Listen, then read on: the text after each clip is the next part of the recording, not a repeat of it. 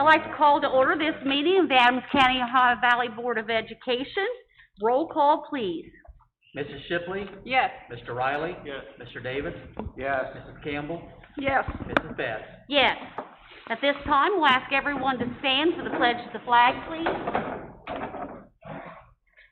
I pledge allegiance to the flag of the United States of America and to the republic for which it stands, one nation, under God, indivisible, with liberty and justice for all. All right, I am going to go a little bit out of order because we do have guests this evening. And whenever we have guests, especially through the week, we try to move that up for them so they do not have to stay through a large portion of the business part of the meeting. So we will take care of our guests first and then proceed with the rest of the business. You are welcome to stay, but just know that once your presentation is finished, you're free to leave. We won't be offended. We understand, especially this young man who probably has schoolwork to do still. So, and bringing that up, we are thrilled tonight to have Preston with us. Preston has been here before. He has been here for Beta, and he was also here as an ambassador to the school board. We invited some of our high school students to come to a school board meeting and just sit and watch what we do, ask questions if they wanted to, so that they could have a better understanding of what a school board actually does. Because, you know, you go into the buildings and you say to most kids, when we started doing our student interviews, we ask, do you really know what your Board of Education does? No. A lot of people didn't. So I was so impressed when they came to that first meeting with the questions that they asked and how much interest that they took. So it doesn't surprise me that we've got you back here again, Preston. He has received quite an honor, and we wanted to bring him in tonight to honor him from the school board as well. And what I'd like to ask to do, we'll put you on the spot, but I know you can handle it, is I would like you to come up and take the mic and tell everyone about why you're here tonight, what that is, and what you did to receive that. I'm here tonight because I was recognized as a National Merit semifinalist, and I'm in the running to be a finalist. 15,000 of the 16,000 semifinalists become finalists. You have to submit an application and complete an essay and a few other things. They check your academic record, but generally most semifinalists become finalists. But back in fall of my junior year, I took the PSAT NMSQT, which stands for Pre-SAT National Merit Scholarship Qualifying Test, and I took that and I scored a 223 on the selection index. And it varies by state, but the top 1% of test takers in each state, they set a cutoff. In Ohio, the cutoff was 218, but the top 1% get recognized as National Merit semifinalists and can compete to become a National Merit finalist. A finalist is eligible for 3 different types of awards. They can either get an award from a $2,500 award from the National Merit Scholarship Corporation, or they can get corporate-sponsored awards like companies will sometimes sponsor, but that's usually for children of people who work for those companies. And then there's college-sponsored awards. Those generally are the largest ones you can get. Like near full rides to some colleges through if you become a National Merit finalist, which hopefully I will be. I'll be notified sometime in the late winter, early spring if I become a finalist. I think it's in April or maybe earlier. I can't remember, but I already submitted my application, and that's why I'm here. I was recognized as a National Merit semifinalist. Well, stay where you are. First of all, let's give Preston a round of applause.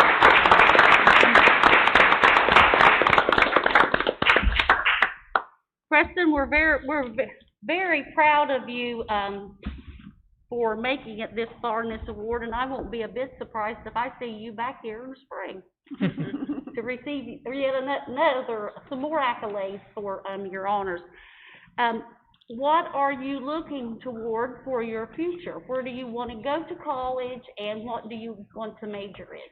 I plan to major in meteorology. What college is still undecided. I've looked at University of Oklahoma, Florida State University, also Ohio State, and Ohio University are some of the colleges. But I plan to major in meteorology, not necessarily to be on TV or media, but more research-based or operational forecasting, like with the National Weather Service and related organizations. So that's what I plan to do. Okay, so how many colleges actually offer that program, Preston? I would assume that might be a limited program. Yeah, it's not most schools don't have it. The only two in Ohio are Ohio State and Ohio. I might be wrong. There might be a third, maybe a fourth in Ohio, but that's it. Ohio State and Ohio University. And there's only a few that offer it throughout the country. It's only Cornell is the only Ivy League that offers it. So I mean, even at the top tier colleges, it's not a common major. So yeah. Yeah, so I'm sure that there's a lot of competition probably to get a spot in those programs. Yeah, meteorology is a pretty competitive field, both in education and for career-wise, yeah. Yes. So being a semi-finalist with the merit will certainly help you toward that goal, and it's obvious that you have really applied yourself to your studies from, sounds like the first day you hit preschool. You have always been a serious student, and it's so nice to see, Preston, you received some benefits and awards for all of your hard work, because I feel like sometimes our kids who excel in academics don't get enough recognition for what they do. So Ashley is here from the paper, and I'm sure she might like to get a picture of you before you leave. So I did want to mention that so that you don't miss on that, because we would certainly like to get you all of the accolades that we can for this program. Thank you for being a student leader at school and, you know, working with younger students and just being an example for some of those kids to look up and say, hey, this is not impossible to accomplish. You know, we can accomplish this. So thank you very much, Preston. Thank you. Good luck.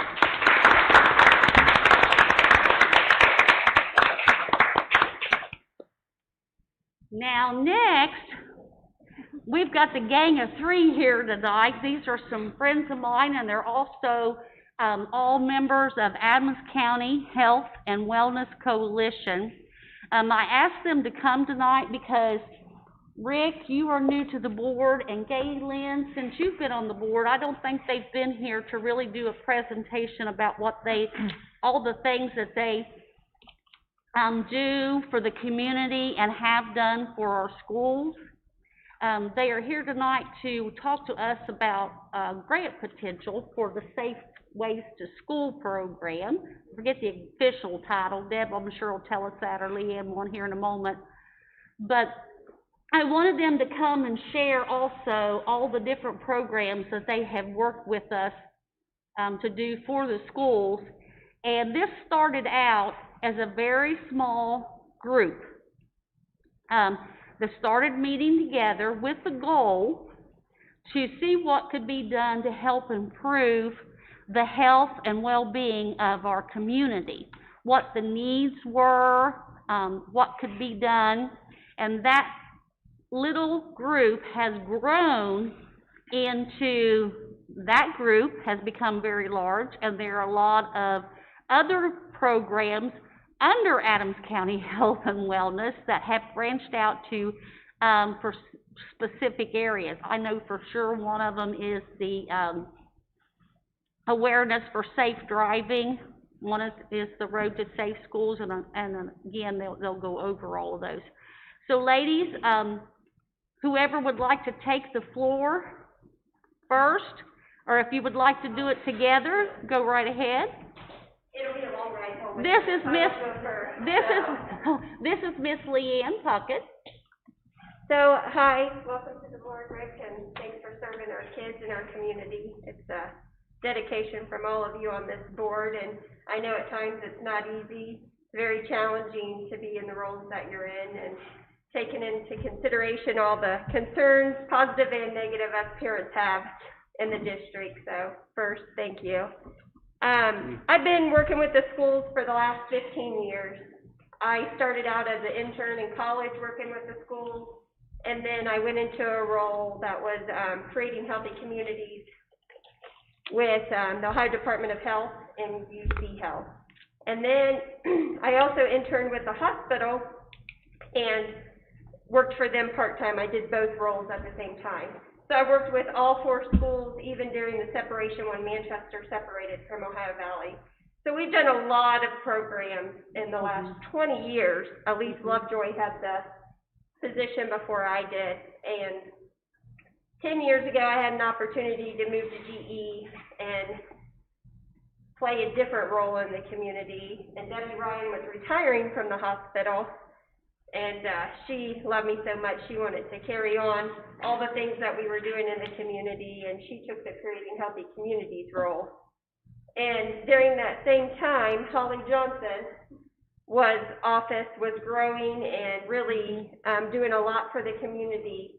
And the partnership came about through the Health and Wellness Coalition development, which Becky Bassford, a nurse practitioner that worked at the hospital, she developed a coalition to help get a school-based health clinic in the county at one of the schools. It happened to go in at Manchester. So from that coalition, I was doing heart health groups, meeting with each town, each school in those communities. We were working on Safe Routes to School grants, Steve Wolf, Larry Bennington, the bus garage. We started a walk to school day is where we started with the schools. And during that time, then we noticed sidewalks weren't good, routes to schools weren't good. You're gonna put in the new elementary school, we needed a sidewalk to the new Peebles Elementary School. So in working with the school, I think Charlie, I don't know if she passed it out there, Debbie will go into a little bit more of different projects and how our roles perceived, but that's how we got started working with the schools. When you think of the health of Adams County, it's not just the physical aspect, it's the mental, it's the environment. That's the health of Adams County. And so with the Health and Wellness Coalition and Holly's office, the Economic Development Office, we've been able to take that group and run it from just 10 partners to about almost 70 partners today. We have major businesses in the community, we have the schools, we have the private school, we have the churches, the pantries, all of those are our partners. And we have a good partnership because that's one thing about Adams County is we're here for each other. We're here for the kids. We want to do better. We want to provide more. So in working together, we don't have as many barriers as other coalitions have had and haven't been successful. With that, you know, there's good partnerships and there's bad partnerships. Sometimes we run across both in the time frame when you do a decade's worth of work together. And Debbie can talk a little bit more now. She'll talk about how our partnerships have grown. On the sheet of paper that she's provided, I think, is about the folder I gave you, Charlie. Oh, I'm sorry, I didn't know there were handouts in there. Sorry. She's put together about 3 pages of things that we could come up with in a short amount of period of time after meeting with Steve Wolf last week. We've done so many projects, but this list here is a short list, and she'll kind of go over with you some of the projects and money that we've put into the coalition. I'll leave it here for Debbie though. Partnered, and then Holly can speak about how the economic development role, how it's all tied together.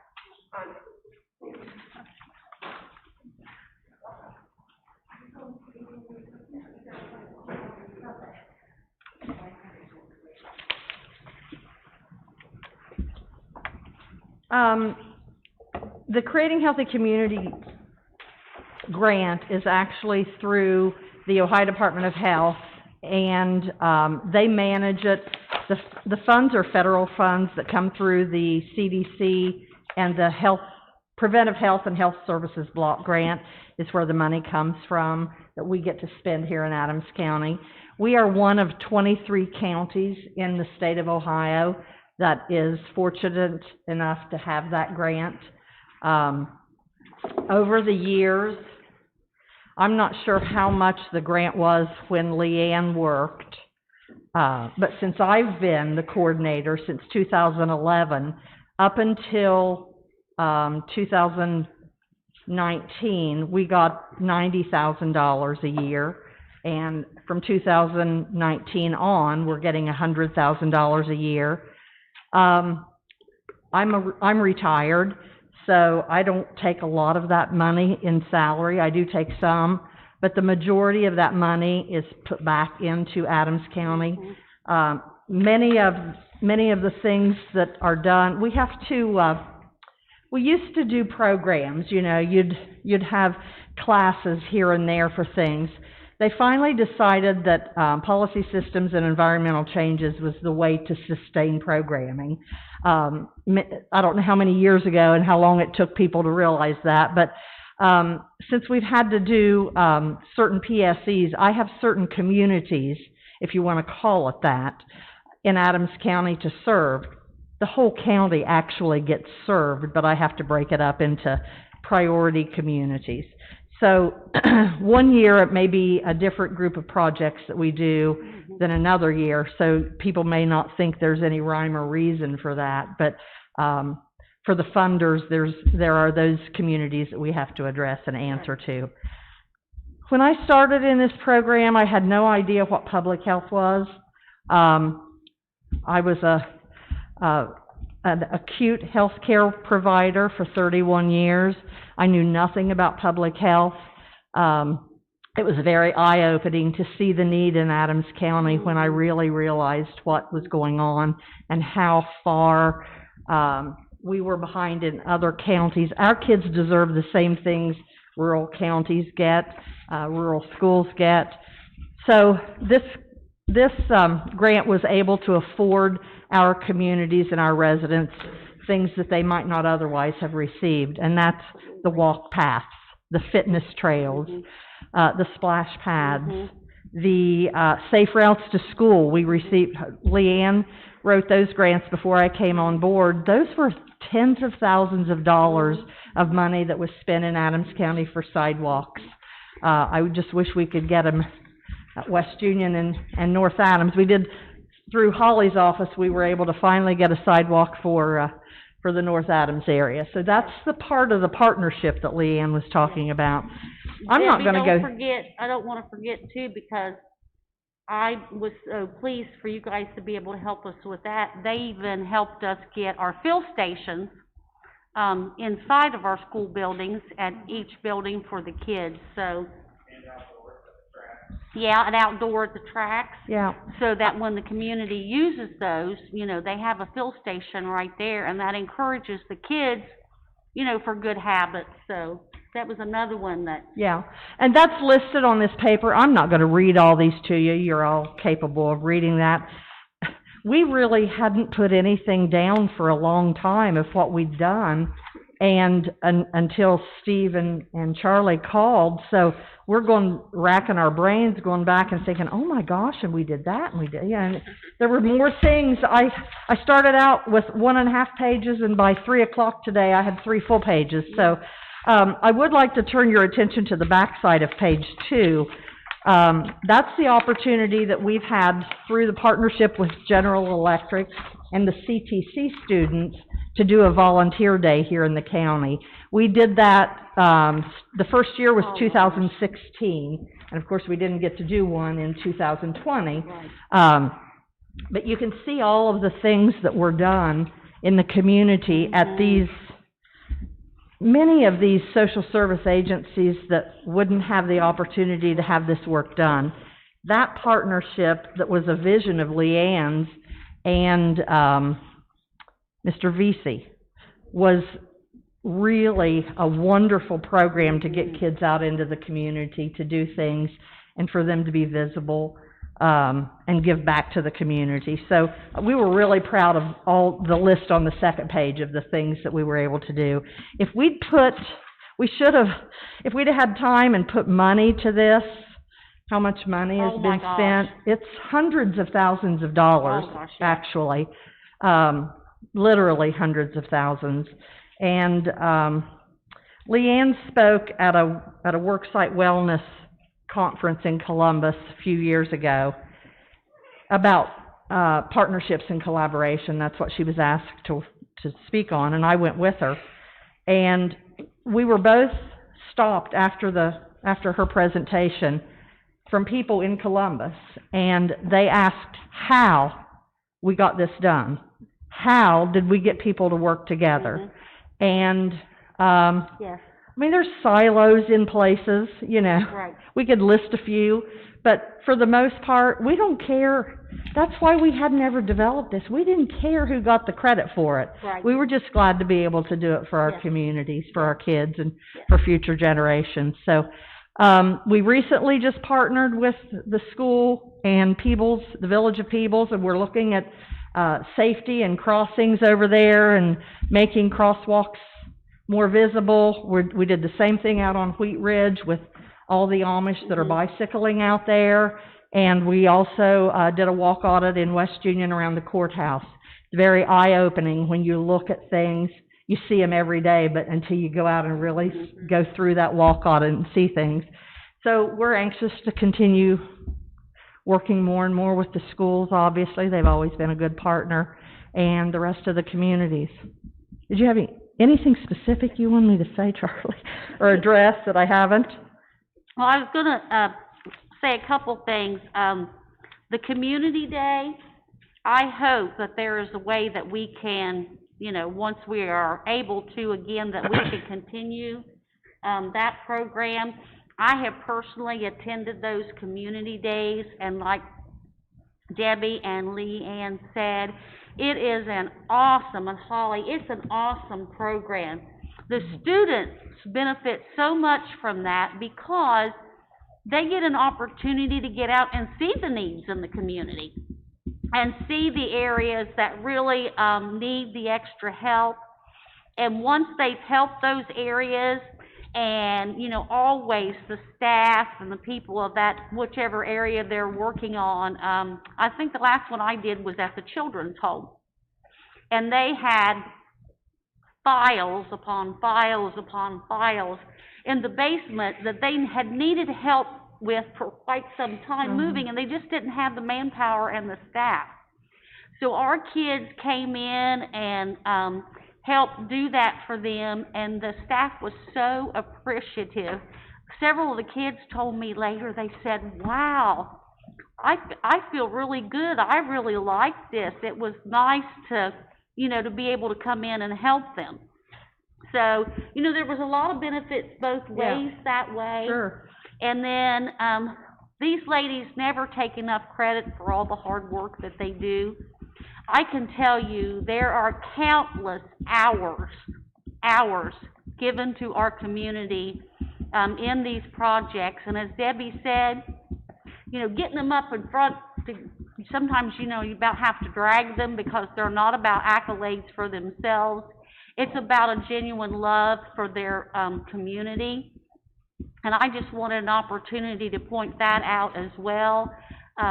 They were even honored at the state level.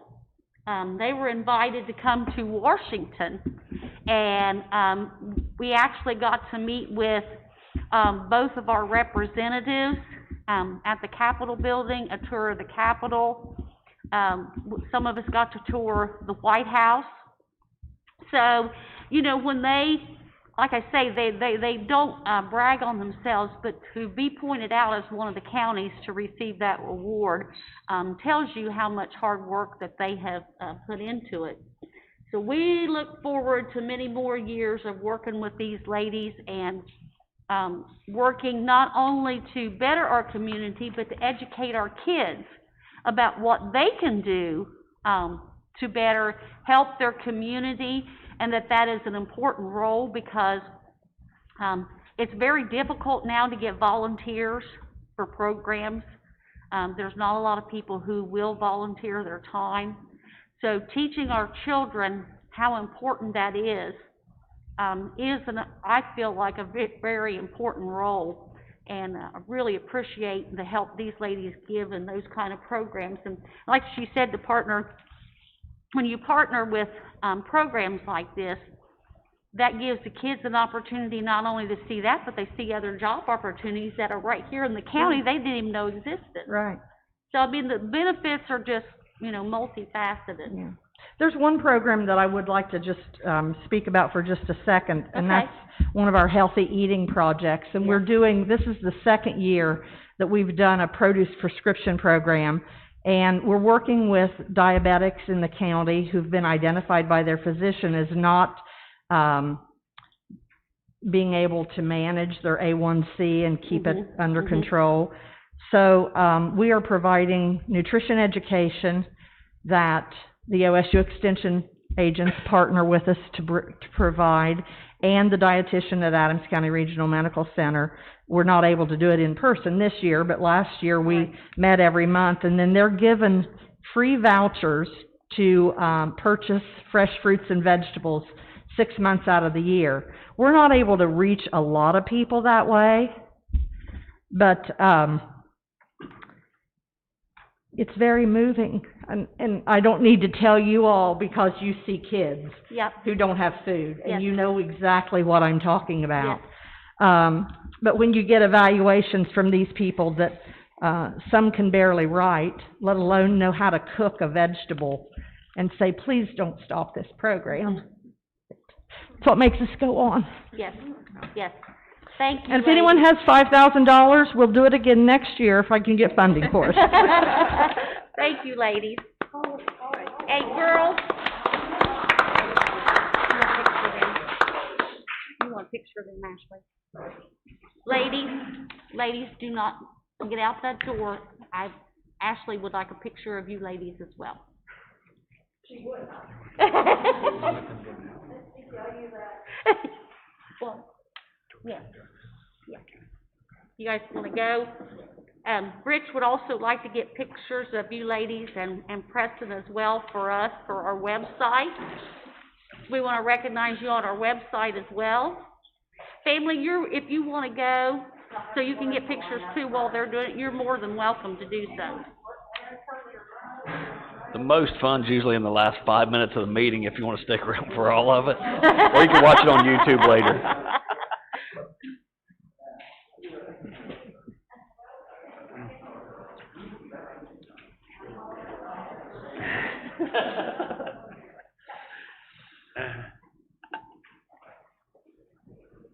So I'll just mention while they're doing that this list is not all inclusive. I mean, I know they did smoking cessation for our employees Yes, and yes, I tobacco-free remember that. campus and many other things. Just on our walk in Peebles last week, we talked about it a little bit at the F&T meeting, but just the walk with them and us and the village of Peebles, senior citizens was also represented, and in less than a week, the village has already come out and cleaned areas of the sidewalk and trimmed back overgrowth, and I mean, just in a short period of time, Isn't that wonderful? improvements can be made just by drawing attention to it. Yes, yes.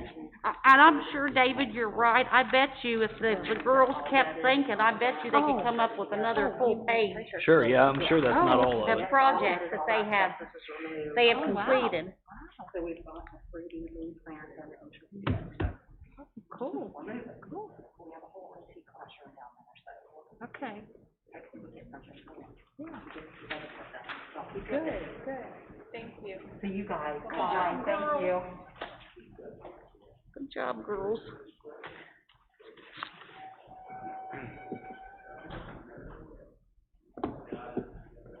Okay, at this time, I would call for a first and a second to approve the agenda as presented. So moved. Mr. Riley has moved. Do I have a second? I'll second. Dr. Shipley has seconded. Are there any additions or corrections? Yes. Okay, Under personnel, okay. item 12. I cannot vote for my daughter. Yeah, it's Okay. separated out. So we need to separate that. Oh, I thought it was separated. It is in the Chromebook. Yeah. The new agenda, the updated agenda, that is corrected on. It is already All right. corrected. Okay, I stand corrected. that's all right. That's all right. Okay, Greg. Yeah, 'cause Alabama. Mr. Alabama.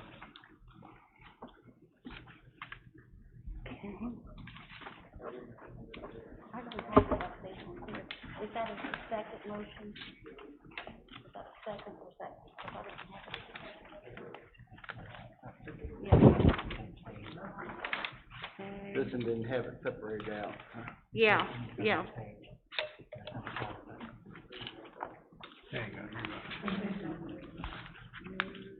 There it is, okay. It is separated in the No, Chromebook. see, that one's not, those are together. Yeah, Okay. I remember seeing it. Okay. There you go. All right. Okay. Let me get back here. Okay, it's on my computer. We're on the spot now, okay? Now, at this time, I would enter a call for a vote for this, for the agenda. Mr. Riley? Yes. Mrs. Shipley? Yes. Mr. Davis?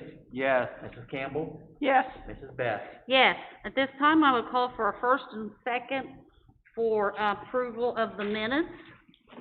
So moved. second, Mr. Davis has moved, Campbell. second. Mr. Campbell has seconded, and are there any additions or corrections there? I do have one correction. Okay. On, item 16520 in the minutes, it says that Mrs.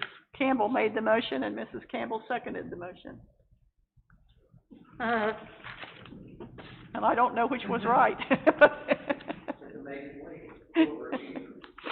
Yeah, I'll take that. We'll go back through and go through the tape and see. Okay.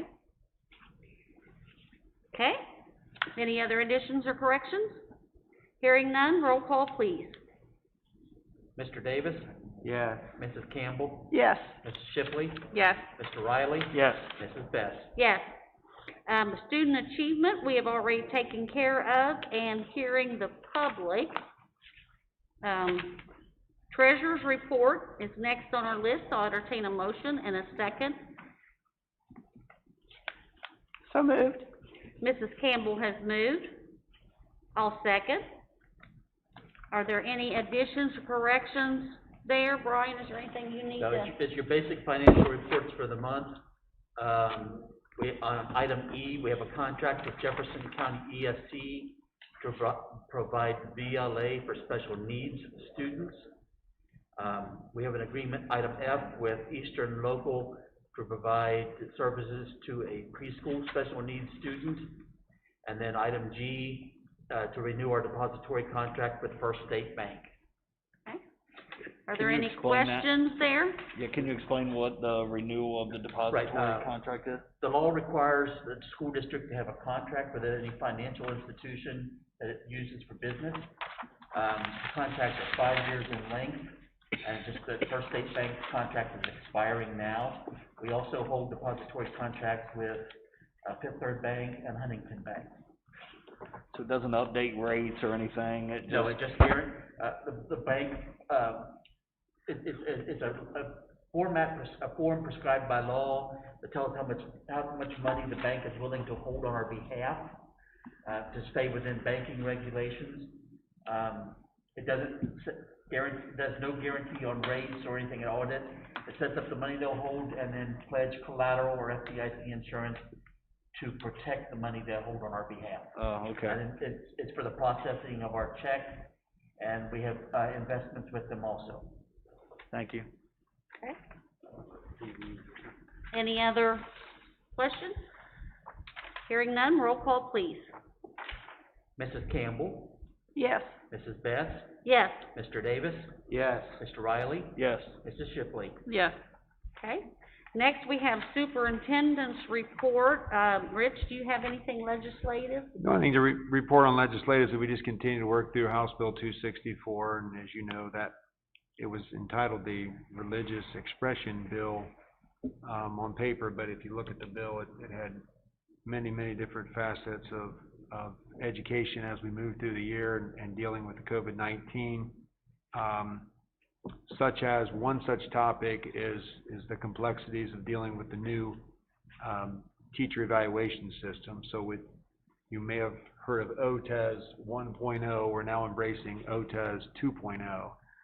And as you look at a teacher evaluation system, it's 50% of OTES 1.0, just like as in 2.0, is based upon, at least 1.0 was based upon, student test data, for instance, often called value added, well, we did not have testing, so they use, terminology like high quality student data. And, it's got some, you know, like I said, in an elementary meeting today conducted by, facilitated by Lisa Toole, participated in by all the elementary principals, it creates some interesting discussion as we move through that, so Okay. all is well Can on you that give front. Can you give an example, Rich, of what, when they talk about high quality data, what they're looking for there? Well, some of the measures that we currently have, you know, whether it be map data Mhm. that we currently use in the district, but you can pretty much see how this is all playing out when, as you look at, as we bleed from legislation to education, you can talk about the report card. Mhm. Well, the report card was just put out, Mhm. little to no information because there was Right. no state testing. So, I think, and I've said this, and I don't want to belabor this point, we've gone from a very, very standardized system to a system now that is challenging all of us, because to meet the standard, the first order of business is getting your kids into school. Right. And we're challenged to just do that right now. Right. So Mhm. that's why I think it's often like my dad used to always say, trying to take a square peg and maybe put it in a round hole, you're gonna struggle doing that. So Right. we've got some things that conflict, and we're trying to move along and do the best that we can. Okay. As I go from the legislation to the education, you notice the graduation dates that are put down there. So we're hoping for, you know, graduation as we would know it, expect it. Yes. Although we liked our product last year, and I know it took us a while to get to that end, but it seemed to play it out. And I'm sure there's gonna be some people that are gonna expect it the same way. So, Mr. Parker, I hope you're ready to go. And, yeah, so that's, Okay. so we're doing right now, and again, the challenge is, and I can't say this, when you look at education, it's trying to do what we know to do, but we have, right now, currently, we have about 520 some of our students that are online, while the rest of the students are in-house. Right. And then you get into the issue of whose responsibility is it? Is it the responsibility of the regular classroom teacher, or is it the responsibility of the virtual teacher? Right. And the state still has compliance on certain things, so you have to figure out, the work's still gotta get done. So those are things that cause us some headaches. Mhm. Yeah. And is there anything, because I know I've expressed this concern, and we've talked about this, Mr. Cease, is there anything in that, or is ODE or, the state addressing what we're going to do with all of the online students who have signed up for online, are taking online, but are not completing their work, are not being successful in that? You know, what do we do as a school then? Because I'm concerned that we can say you have to come back to school because of the COVID issue. And, you know, if we can't intervene or do anything, we're gonna have students that could potentially be a whole school year plus, you know, behind. And so do they get failed for that year? I mean, you know, what do we do? Have they given any kind of guidance to us for these problem areas? I think and I would say this, you know, this is a public board meeting, and I believe this meeting is being streamed. I would certainly hope if anybody has a kid out there that, you know, understand the concerns that face them on the COVID-19 and for various reasons, but there is no substitute for putting that kid in that brick and mortar building for what we're able to do with them. And I think it's proven itself out that disciplined environment that it provides them, and we all know what I'm talking about. We've all been out of our disciplined environments and perhaps been asked to do a task. It's difficult. Yes. And, you know, we all had, I think, parents at one time that made sure we were in that disciplined environment, Right. made sure that got done. And the kids oftentimes they're not in that same environment, it's not like you have to get up in the morning and get on the bus. Right. You don't have to be here at a certain time, and that's problematic, and we all know, so there's, for whatever reason, people have chosen to do it, we respect it, but boy, we sure do want our kids back, so those 500 and some kids that are out there, we'd love to have you back, and there's some great things going on in the buildings. I know, Mr. King was out on Wednesday, and, Mr. Grooms and I both, cause I think it took two of us to help try to well, we would run the elementary, West Union Elementary ran us, but, it was fun being over there, and what you see, it's not necessarily that somebody was saying 2 + 2 = 4, it's that you see kids going through the hallways and they're asked to line up, they're asked to be quiet, kids are in the lunchroom, they're eating, and, I think Friday got to pass out ice cream. It was a happy day, really, it was, and, so that's the environment that we provide the kids, and the kids want to be there. Right. And I will say this, and I'll be good, I'll stop rambling, but I was excited about having the opportunity to do that. When the kids left that day and they were getting on their bus, as they exited the building to either get in the car, on the bus, I should say, the riders first, and then it was the buses, they're all waving and saying, goodbye, see you Monday. It was almost like they were going on a trip for a couple of days, and then they were going to be back on Monday. Now that tells me something. That seems to me that's a kid that wants to be at school. That's not just, it just struck me as being, you didn't see heads down, like, boy, I'm sure glad. They wanted to be there. Right. So credit to Mr. King, credit to Amanda and Deirdre and all our principals for what they're doing with the kids. Trying to make it a welcoming environment. And the mask, to a person, I've not heard much about the mask. The kids have really adapted to it, and they worked with it. They've been given mask breaks. When they get outside, We've had some absolutely beautiful weather to get outside. Yeah. So, it's been a great start to the year as far as education goes. And I'm sure once the weather turns bad, that those principals will come up with a creative way for those kids to still be able, to get those breaks. Yeah, I have a great concern. I'm really concerned for some of our online students. I really worry for them that, as you said, the online program, it's very difficult, even for some adults, to do education through online. There are some adults who need to be able to sit in a classroom, as Rich said, looking on that computer just does not take the place of a teacher standing in front of you, that you can ask questions, for other classmates who ask questions maybe you wouldn't have thought of, that you get to hear. And I just worry about those students getting behind and being overwhelmed when they come back, because, they're not going to want, as I say, to be failed.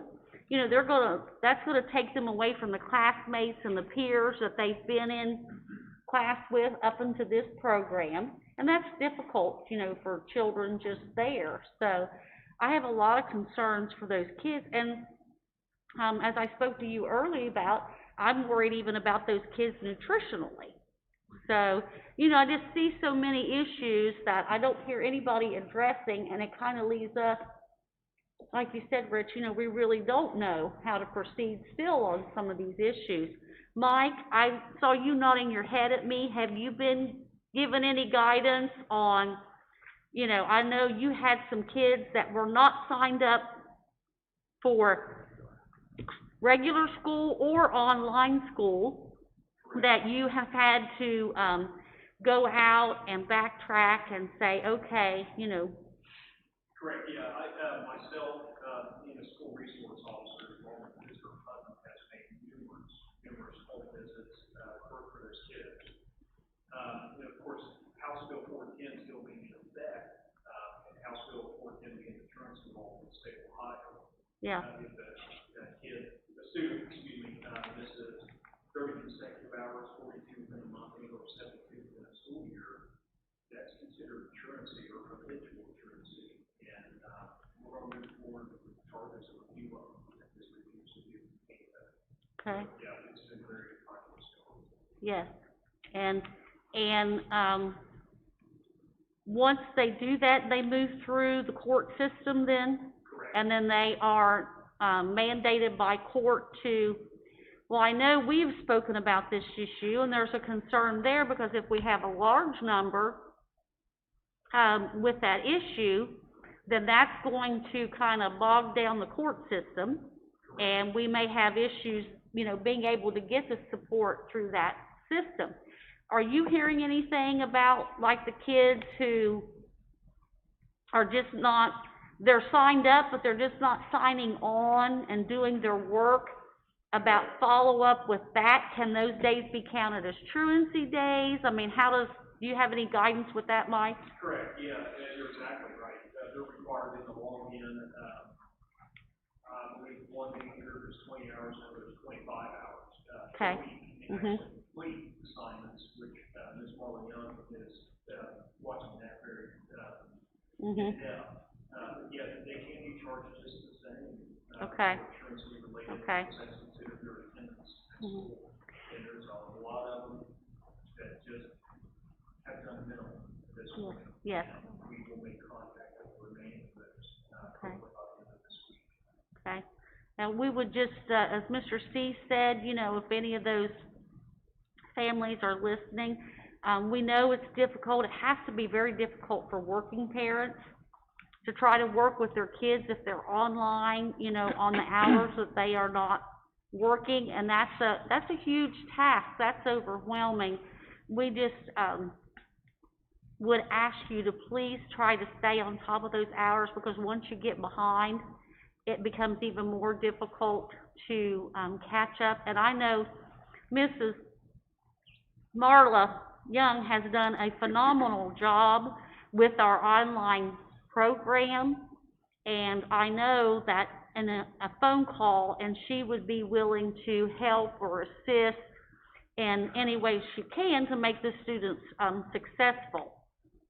So we would just ask that those students, if they need help, to call and ask for that help. Parents, if you need help, if you need clarification on something, you know, call in and ask, because those are still our kids.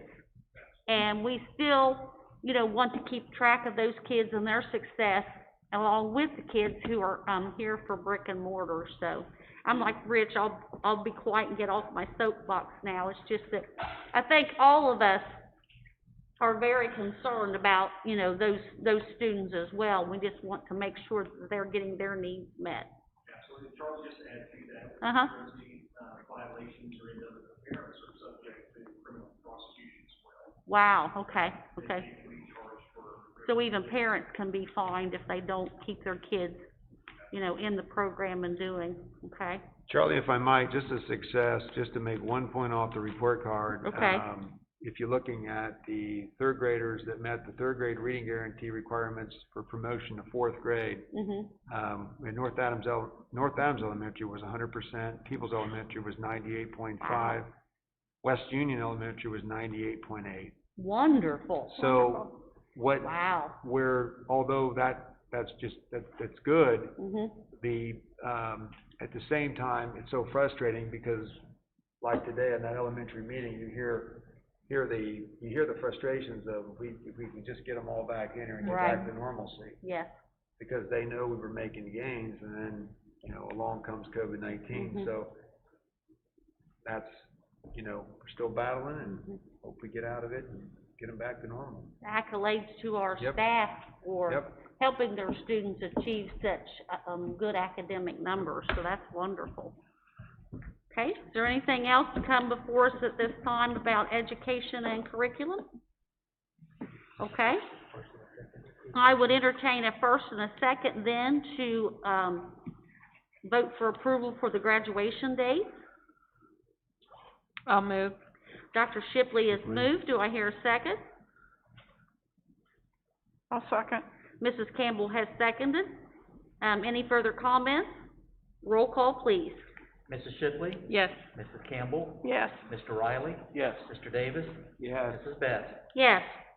And the next thing on our agenda is facilities, transportation, and security. We have a resolution to accept bids for renovation project at the, Vogler House on Lloyd Road, and that is to, make some changes in that building to make it ready for the, special education department to be housed there. This will allow all of our staff to be together under one roof and a building who take care of our preschool and special education, and to be able to better collaborate, with each other, for our schools. So, Mr. Wolf, do you have anything you want to add or anything, comments about this? Can I make a motion that we open it for discussion? Yes, I'm sorry. We'll go ahead and move first and a second. moved. I'll move. Do I have a second? I'll second. Mr. Riley has moved. Okay, go ahead. Mr. Wolf, do you have comments? Not really, just that at a previous board meeting, the board had given the treasurer permission to advertise for bid. There were four companies that, contacted the architect for plans. For whatever reason, two of those four didn't turn in a bid. One bid was turned in, I think you have this in your packet, for $157,000 by CF Construction in Newton, Ohio. And the other, which is over the 10% threshold of the architect's estimate, so. Right. That one's kind of off the table.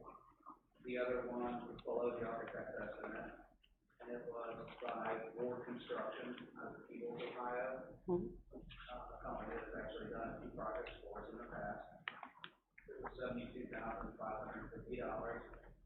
If the board, elects to give Ward Construction a contract, they will be, contractually obligated, and that's what they did, to have that done in 60 days, from the date of the contract, for the fees tomorrow, or with something tonight.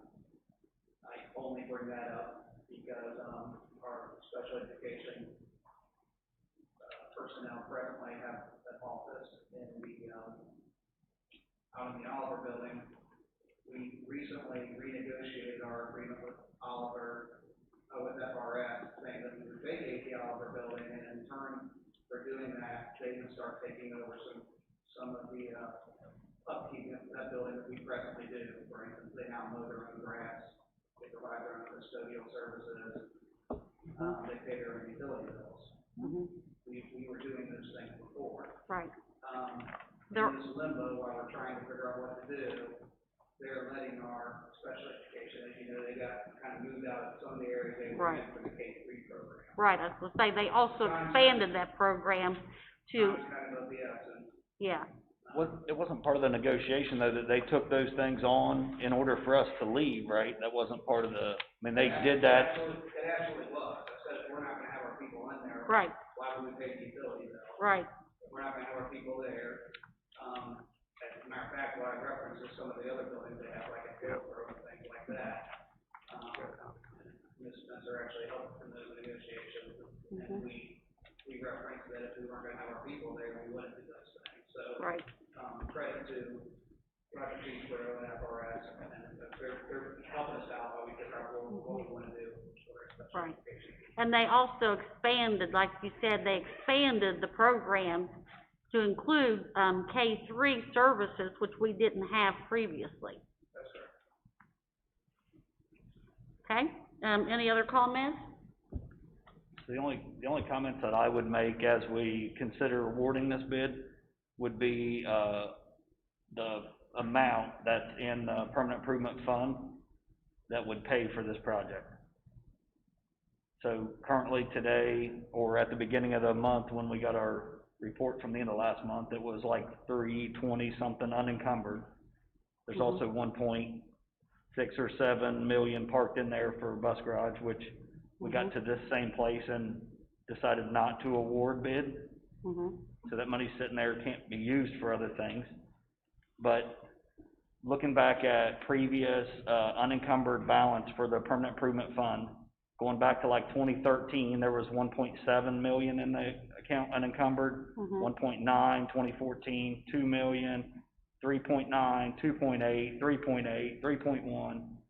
So my point is, it's the lowest that it's been in about a decade. If we proceed with this project, I think we should consider moving money from the general fund over into the permanent improvement for other projects. It's the lowest that we've allowed that fund to get in a long time. Okay. We've done some expensive projects lately with Right, the yes, we chillers have. and things like that, so. We've completed some, and I think we have had some discussion, on this. We have spoken with Mr. Schweitzer, about that very issue and the concerns for that fund.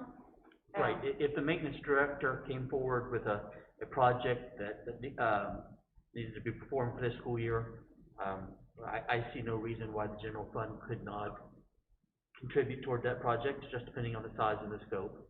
I mean, you have a history of doing that, going back, I joined the district in December of 15, and shortly after I joined, the general fund advanced $900,000 to complete the purchase of the solar fields. So, I mean, there is precedent set for doing that. Okay, What's the last date that we've advanced any money in? Yeah. Not in the time I've been on the board, we haven't moved anything except for to cover bus purchases or, Off the top of my head, I can't tell you the exact last time we did it, but, it has been done several times in the past. okay, and where would that money come from out of general fund, It would be out of your reserve cash balance, your unencumbered funds. which is usually used for, Well, you usually you keep a cushion for operations of the district.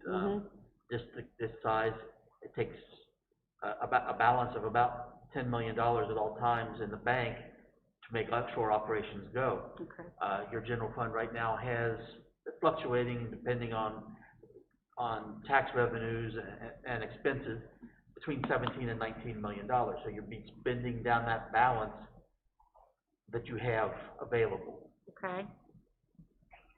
And will that become down to a level that is, If this same trend keeps proceeding, I could see the board in the near future needing to take some kind of action to address creation of a permanent improvement fund, because any dollars that you do take out of the general fund is dollars being taken from the educational program yeah, towards the facility side. And right now, other than a little bit of money the state required you to put aside for the elementary schools when they were built, district doesn't have anything to address the remainder of the buildings in the district. And as they continue to age, and like the chillers at the high school go down, rooftop units,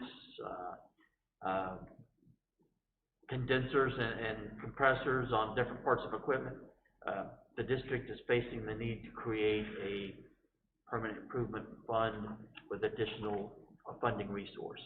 we already have a permanent improvement fund, right? You have the fund, but you don't have anything to generate money to put into that fund. Correct. So historically, we've always done that from the general. Does it make sense that at the point in time that your high schools were only 10 years old, mhm, and your elementaries were only, were brand new, then you would have more money right, to float over into a PI fund. But now as those buildings are getting older, your high schools are now 20+ years old, your elementaries are now 10+. The money that you used to put over in PI is actually being used just to fix those buildings, keep them running, replace chiller systems, things like that. mhm, So everybody's correct, but it's going to be harder to pull money out of your general fund. It's really not the intended purpose of that money. You want to spend it on education, you can. But we can't educate them if we don't upkeep the buildings. It's all part of the same Right. battle, yeah. Right, but typically this age, you look at surrounding districts that have buildings our age, Yep. they have a PI fund, just like we do. They usually have, many of them have a Yeah, PI yeah. on their screen coming into. I'm trying to, yeah.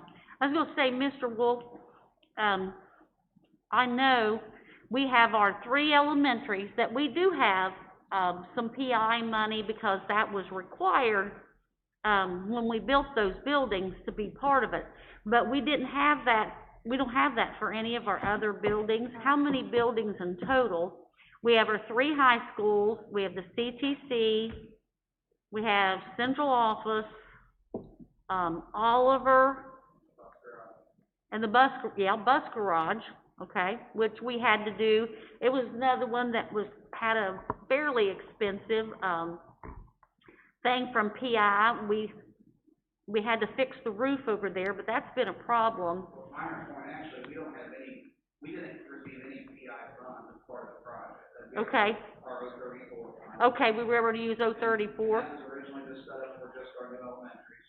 Uh-huh, The previous treasurer, now we're able to expand the CC Scoville House, we use that on the high schools also, because they were partially renovated. right, So we can't use any of that money for anything that's not, directly related to, so in the high school, we can only use it if it's something that was touched as part of that remodel project. right, okay, And then yeah, we can use it on the elementary. yeah. And that's, in the big scheme of things, a pretty small amount. Well, I was getting ready to say, that's a limited scope, isn't it? Yeah, because the renovations to the high schools and the CTC were very limited by the OSFC project.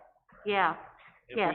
If we look back at the last 6 months, what kind of expenses have we had come out of the PI? I mean, we've had alarm panels, we've had that roof at the bus garage. I mean, we've had, looking back at the checks from last month, there were multiple large payments to Mhm. PI kind of stuff. I understand some of that is probably as we were starting up the school year, Mhm. those POs are getting filled and paid.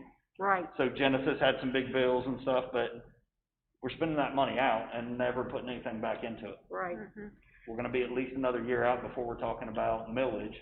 I was getting ready to say, that's why we're moving toward, we're gonna have to move toward looking for something, to replace that, and that's why we are looking at, inside millage, to see if we can help supplement the PI program to take care of those buildings. Mr. Schweitzer, would you like to address anything there at this time?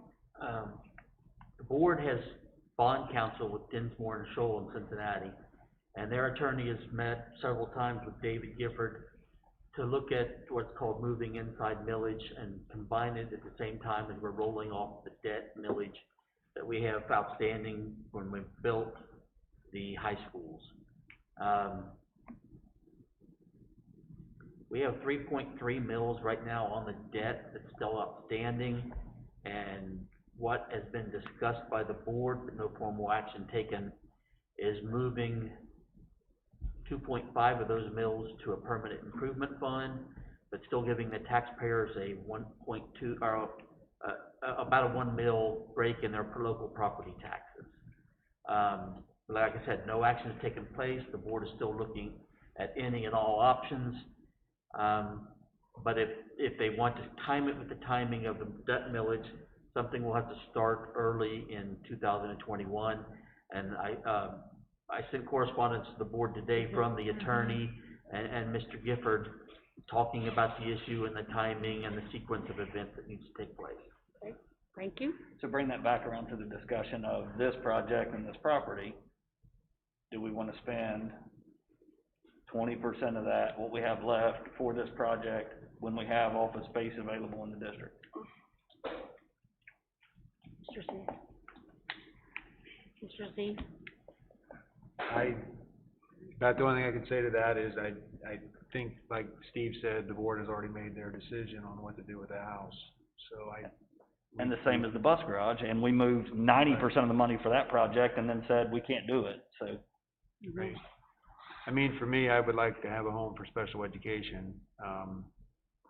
Again, historically, they've been moved from one part of the school district to the other part of the school district, and I guess that's just my desire, to do that, and I think we've already discussed this, so. I feel strongly about our special education department because we do have a large percentage of students who receive services in varying degrees. We have students who are in regular classrooms who never leave their regular classroom who receive services for special education. I don't think a lot of the general public probably knows that. Because you typically think of special education as kids who are pulled out, for specialized classes. But special education in our world today has grown to be so much more, and it involves, you know, so many more, students, that it's a huge program, and it's an important program. And I know that staff, they all work very hard and very diligently, and I'm sure they will continue to do that no matter where they are. But I also think about the aspect of when parents, need to come to school to visit the special education department.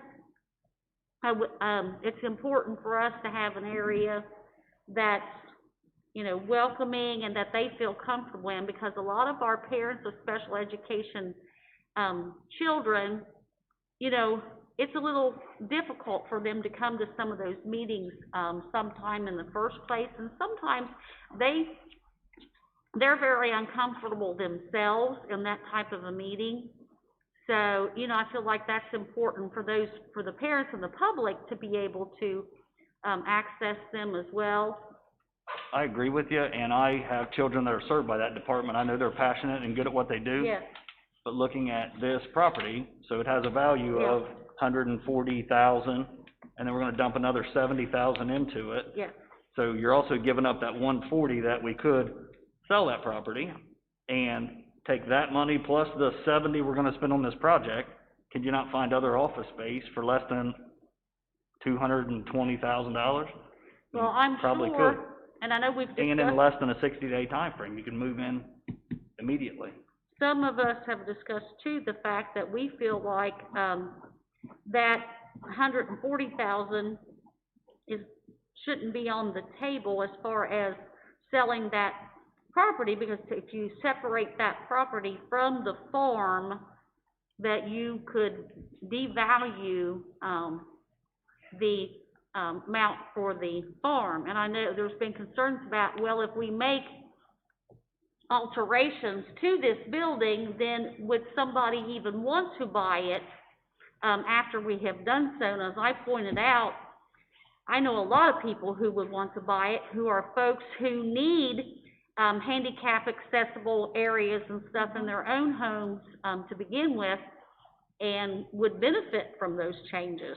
So, I know that's an area we've gone over back and forth, about, you know, the different points of view there. If the property appraised for $140,000, not like your own home, if it appraised for $140,000 and you list it, and you're gonna get your price or you don't sell it. Right, If you were to sell that property and put up for auction, you Yeah. run the risk that the Yes. high bid that day is $80,000. right, We don't have to sell it by auction, right? Yes, you do. yeah, That's a requirement. The only way we can sell property is through auction, Public property with value of $10,000 or more. yes, with no, you can't put a reserve. Two-thirds of, yes, you can, two-thirds of appraisal on that, but there again, you still get.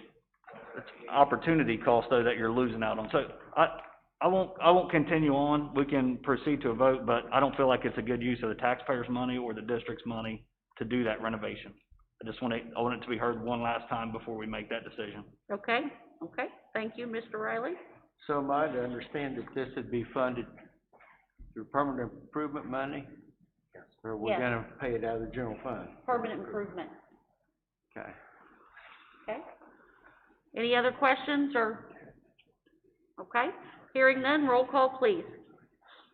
Mrs. Best? Yes, Mr. Riley? No. Mrs. Shipley? Yes.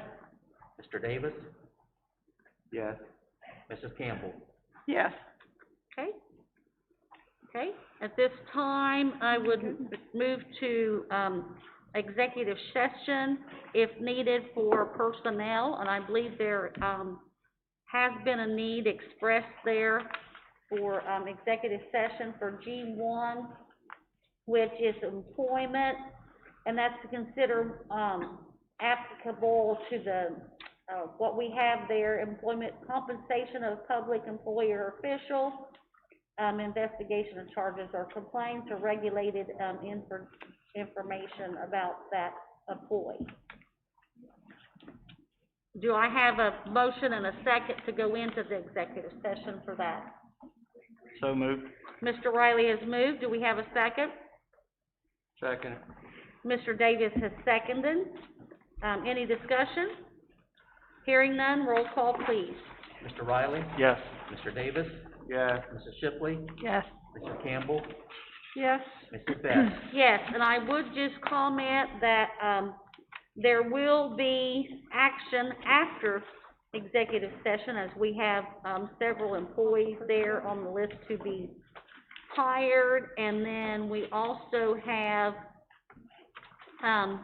administrative advisory, we have policies and procedures to, to adopt tonight as well, and a job description to approve, when we come back. Let the record show that we are going into executive session at 6:16.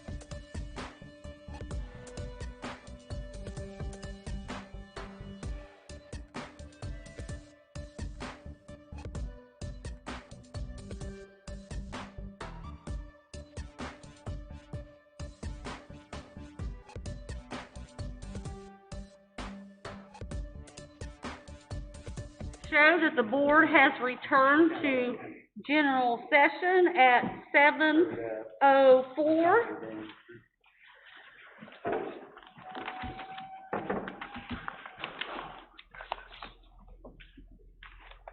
Okay, at this time on our agenda, we need to do roll call back. I already got it. Okay. Okay, at this time on our agenda, we are to the personnel portion of our agenda there. We have several names, listed there for employment.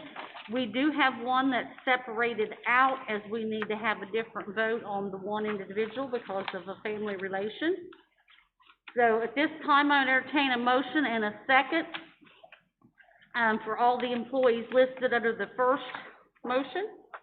And 1 through 12. 1 through 12. So moved. Mr. Davis has moved. Do I have a second? I'll second.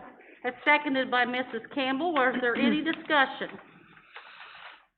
Hearing none, roll call, please. Mr. Davis, Yes. Mrs. Campbell, Yes. Mrs. Shipley, Yes. Mr. Riley, Yes. Mrs. Best. Yes.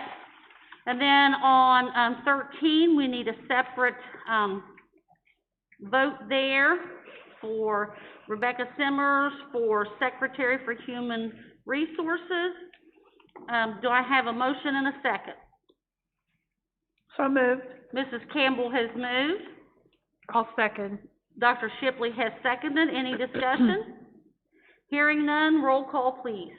Mrs. Campbell, Yes. Mrs. Shipley, Yes. Mr. Riley, Yes. Mr. Davis, Abstain. Mrs. Best. Yes.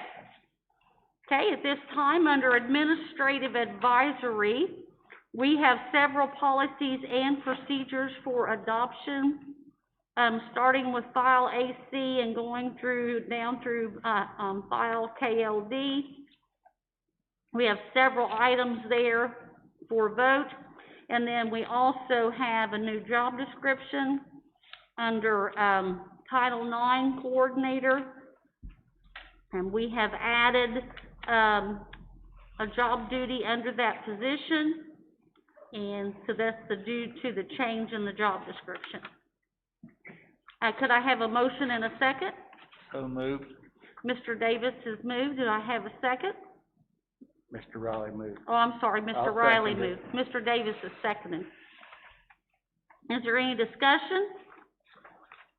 Just that those policies pretty much are the information that you need because of the new Title IX, not actually new, but the biggest concentration for Title IX Yes. that's come about this year, Okay, and for, that coordinator.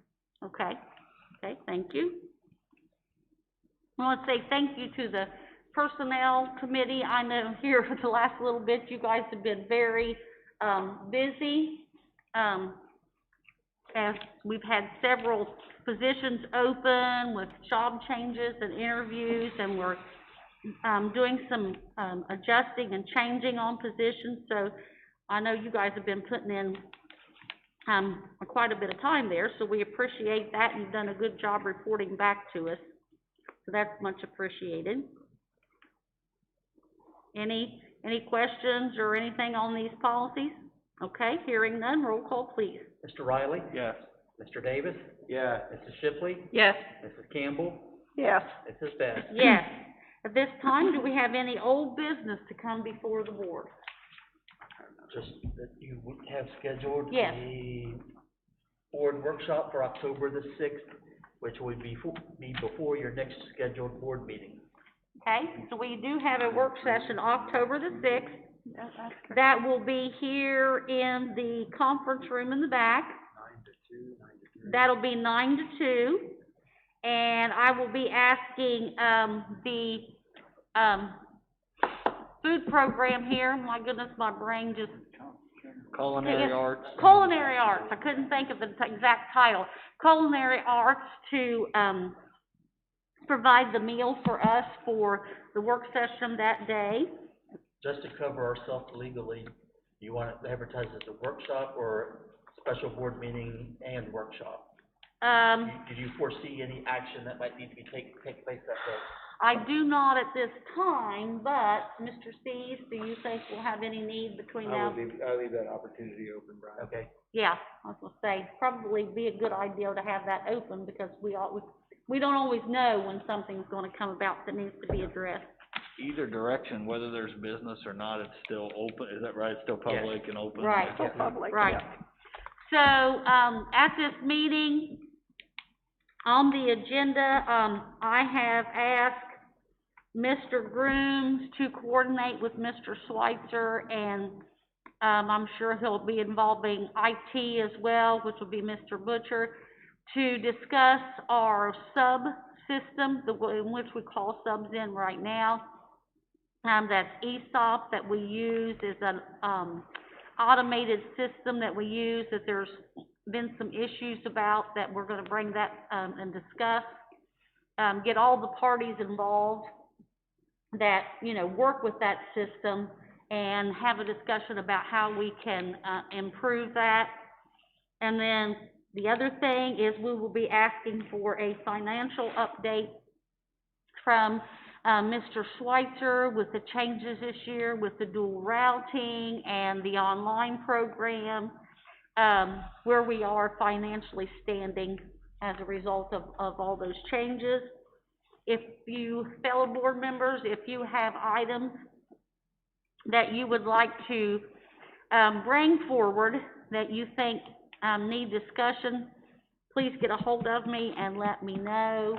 I have a feeling the ASOP will probably take quite some time to thoroughly vet that. Do you think, Mr. Schweitzer? It depends what other options we come up with Okay. to be compared to it. Okay. And then, the financial part, I know will take, a good portion of time, because we would like a breakdown like you've done for us in the past. We'd like a complete breakdown of finances there, and possibly some explanation about changes and things. So that'll take a pretty good portion of the day. So I feel like from 9 to 2, if everybody doesn't have anything else, we'll certainly have plenty to discuss and work through. But if there is something that comes up as a need, let us know, okay? What about Capitol Conference? Is that Yes. something that we're gonna get together and attend virtually, or like, do we get together like a workshop and watch videos of stuff, or? I've been thinking about that too, David. Not I very think it would be more meaningful if we did something Yes, like I that. think you miss out on a lot of what Yes. that is, Yes. if it's just sit in front of a computer and watch a session, like. With Well- with the registration of the 20 members that we normally register, Mhm. that we will have an online access through December 31st. Okay. Okay. So if you wanted to schedule, Mhm.